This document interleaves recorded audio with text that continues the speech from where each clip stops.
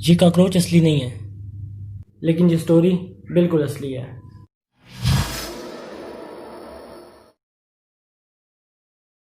अगस्त 2019 की बात है।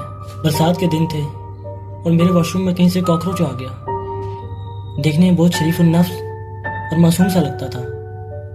वैसे तो वो गटर कॉलोनी के एक छोटे से घर में रिहाइश पजीर था।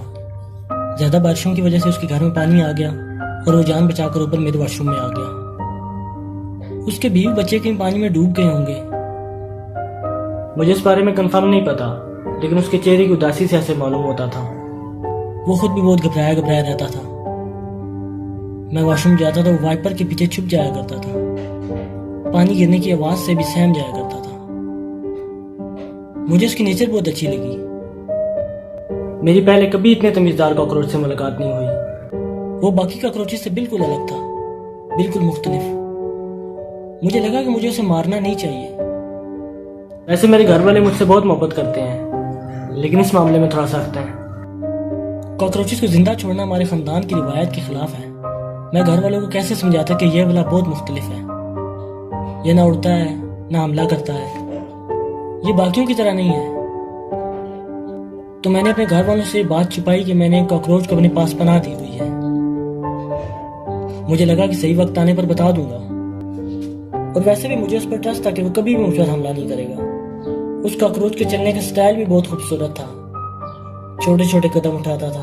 वो कभी भागकर मेरे पीछे नहीं आता था, और उड़ना तो खैर उसे आता ही नहीं था। वक्त गुजरता गया और हमारे दरमियान ट्रस्ट मजीद गहरा होता गया।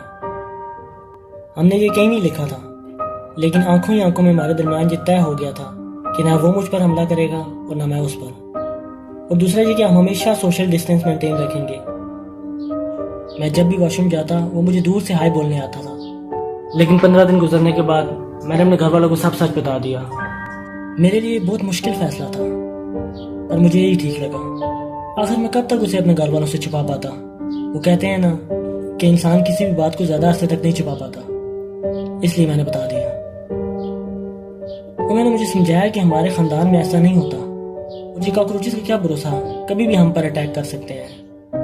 ये कभी भी हमारे दोस्त नहीं हो सकते। मैंने उनको बताया कि मेरे वाला सबसे अलग है।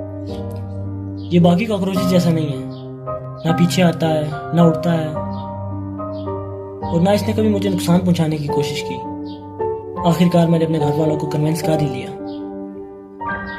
फिर जैसे जैसे दिन गुजरते गए मुझे आहिस्ता आहिस्ता उसके रवैये में तब्दीली महसूस हुई। वो अब मेरी उस तरह से इज्जत नहीं करता था। उसकी नजरें जो पहले कभी जमीन से उठा ही नहीं करती थी, मुझे घूर घूर कर देखती थी। उसके चलने के अंदाज में एक अजीब सा तकब्बुर आ गया था, लेकिन अभी भी उसने कोई ऐसी वैसी हरकत नहीं की थी। मैं बहुत कंफ्यूज था, सच बताऊं तो कुछ परेशान भी था। फिर एक दिन यूं हुआ कि मेरे भाई ने मेरा वॉशरूम यूज किया तो उसने बताया कि वो उड़ता भी है। मैंने मजाक समझकर ये बात टाल दी कि शायद मैं सच सुनने के लिए तैयार नहीं था। मेरी आंखों पर पट्टी बंधी हुई थी, लेकिन कितने दिन बंधी रहती। सच तो एक दिन सामने आना ही था। फिर एक दिन मैं वॉशरूम गया तो वो मुझे हाय बोलने नहीं आया, ना ही मुझे कहीं नजर आया। मैं हैरान होकर फर्श पर उसे इधर उधर ढूंढ रहा था। फिर अचानक मेरी नजर दीवार पर पड़ी, तो ये चलने वाली मखलूक दीवार पर बैठी हुई थी। इससे पहले कि मैं उससे कोई सवाल करता, उसने उड़कर मुझ पर हमला कर दिया।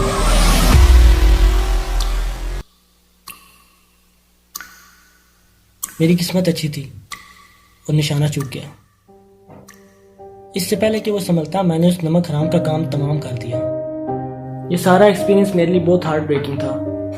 अब मैं जो आप लोगों को बताने जा रहा हूँ वो आपको थोड़ा कंफ्यूज कर देगा। जिस कॉकरोच की मैंने आपको कहानी सुनाई वो तो कुछ महीने पहले ही मर चुका है, और जो कॉकरोच आपने वीडियो में देखा वो दूसरा कॉकरोच है जिसे मैंने वीडियो में काम करने के लिए हायर किया था। मैं कॉकरोच की प्रॉपर वीडियो नहीं बना सका क्योंकि ना जाने क्यों उसे इस बात से एतराज था। शायद उसके घर वाले इस बात पे राजी नहीं थे। उसने इसी खौफ से वीडियो शूट करवाने से इनकार कर दिया। फिर बहुत मुश्किलों से वो सिर्फ पिक्चर्स बनवाने पर राजी हुआ। ये दूसरा कॉकरोच मुझे इसलिए हायर करना पड़ा कि पहले वाला कॉकरोच तो मर चुका था, और कॉकरोच के उड़ने वाले सीन मैं इसलिए नहीं शूट कर सका क्योंकि इस वाले कॉकरोच को उड़ना नहीं आता। ये बाकी कॉकरोचेस से बिल्कुल मुख्तलिफ है। मैं बहुत डिप्रेस्ड हूँ, लेकिन एक बात जरूर कहूँगा, मेरा चैनल सब्सक्राइब कर देना।